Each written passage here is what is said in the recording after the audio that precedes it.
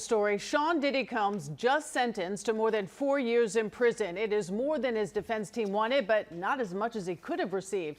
He will get credit for 12 months since he's already spent time behind bars. He'll then have another 5 years of supervised release and has to pay a fine of $500,000.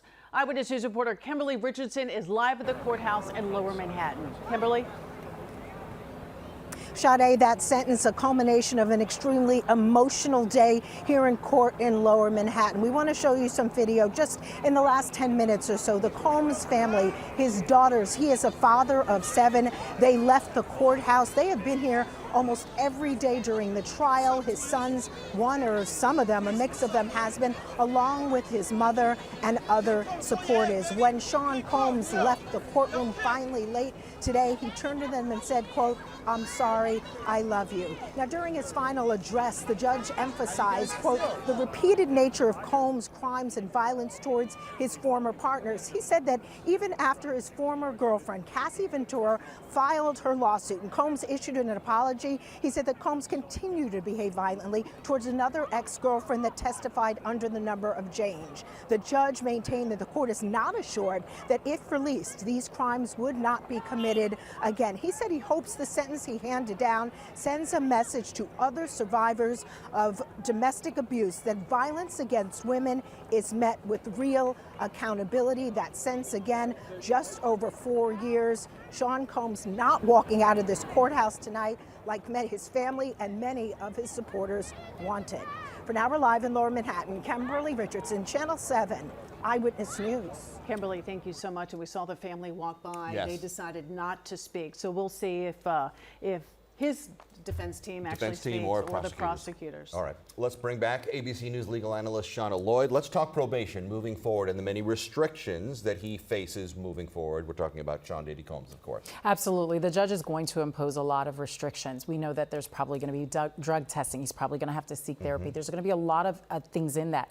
And why that's important is that during those 5 years, if you violate probation, you end up right back in front of that judge, and he could potentially impose the remaining years in that sentence. So that's a long time. Are those restrictions also in place, Shauna, to make sure that if you truly are remorseful, if you truly are asking for forgiveness, if you're really, really sorry, then you're going to follow those restrictions to the letter of the law, to a T? Absolutely. They're going to expect you to be a model citizen while you're still incarcerated, because that's how you get good behavior, right? Then when you get out, they expect that if you are doing what you say you are doing and that you are rehabilitated and that you are changing your life, that this probation will be something that you can follow.